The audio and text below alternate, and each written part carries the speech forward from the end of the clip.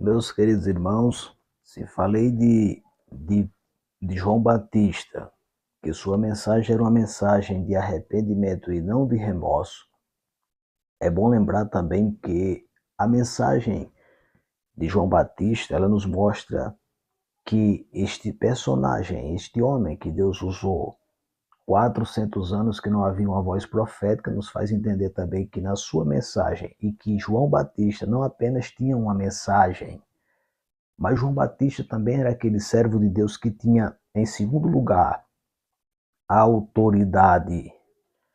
Versículo 3 do capítulo número 3 do Evangelho segundo escreveu Mateus diz: porque este é anunciado pelo profeta Isaías que disse: voz do que clama pelo deserto ou no deserto, preparai o caminho do Senhor, endireitai as suas veredas, isto é, as suas veredas, isto é, o caminho do Senhor, endireitai.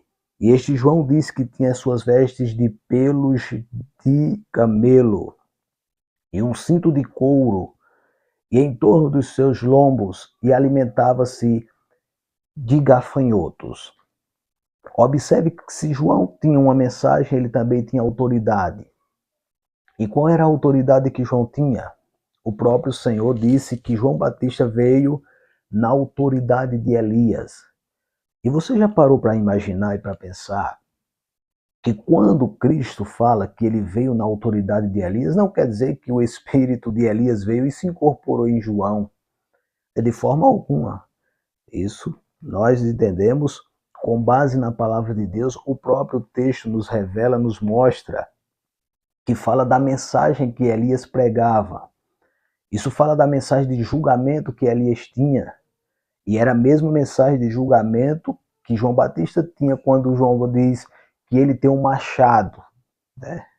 Então veja que quando falamos no espírito de Elias e que João Batista veio na autoridade, a autoridade que ele tinha era a autoridade que Elias tinha no sentido tanto da sua mensagem, que era uma mensagem de julgamento, e também, irmãos, até o seu comportamento, até suas vestes, se vestia de pelos de animais e cingindo-se de um cinto de couro, um cinto. Então, fala da autoridade que Elias tinha, e falar de autoridade de Elias, e o próprio Senhor testificar e mostrar a respeito de João Batista que ele veio nessa, irmãos, a autoridade de Elias não é para qualquer profeta.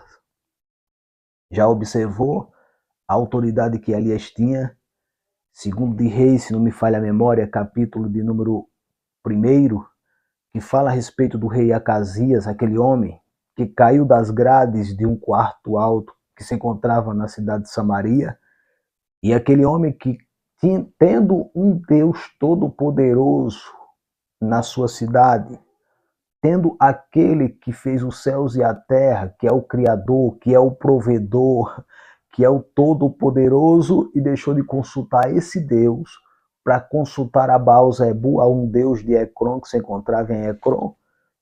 Isso despertou ira do nosso Deus a ponto de levantar o profeta Elias para ir até os mensageiros dele que iria consultar Baal-Zebu segundo o mandado de Acasias. Isso faz entender a autoridade de Elias, Deus assim mandou, e Elias aparecendo para aqueles homens, isso é lindo. Eu já quero aplicar para você que está nos ouvindo esta tarde, esta noite ou esta manhã, que nunca devemos deixar de consultar aquele que pode todas as coisas, para irmos consultar a feiticeiro, para irmos consultar a pessoas que não são cristãos, a ímpios. Há muitos, queridos, infelizmente, que têm deixado de consultar, de pedir conselho a pessoas que andam nos caminhos do Senhor, pessoas que vivem uma vida de comunhão com Deus, para pedir conselho a pessoas que andam fazendo coisas que Deus não se agrada e que Deus está longe. Quando se na verdade deveríamos pedir conselho a quem anda em uma vida de fato pelas sagradas escrituras, pela palavra de Deus. E Acasias foi esse homem que deixou de pedir conselho a Deus, ao Todo-Poderoso, para pedir conselho meus irmãos, a deuses pagãos. Isso fez com que a autoridade de Elias fosse manifestada. Talvez seja por isso que o próprio Deus fez questão de mostrar que João Batista viria na autoridade de Elias, a ponto de Elias chegar até os servos e dizer a ele que porventura não haveria Deus em Israel para que eles fossem consultar a Baal-Zebu, Deus de Ecrom, e pela palavra profética de Deus que Deus falou, através do profeta, diga a Acasias que da cama que ele está não descerá, certamente morrerá.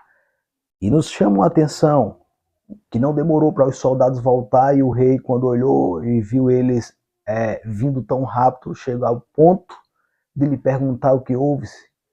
E eles falaram: um homem, rei, um homem saiu ao nosso encontro e disse, e aí falou a mensagem, que ele não desceria da cama, e porque não consultou a Baal-Zebu, porque não consultou ao Deus de Israel, mandou consultar, enfim, resumindo, Acasias atentou e procurou a eles como era que esse homem se vestia.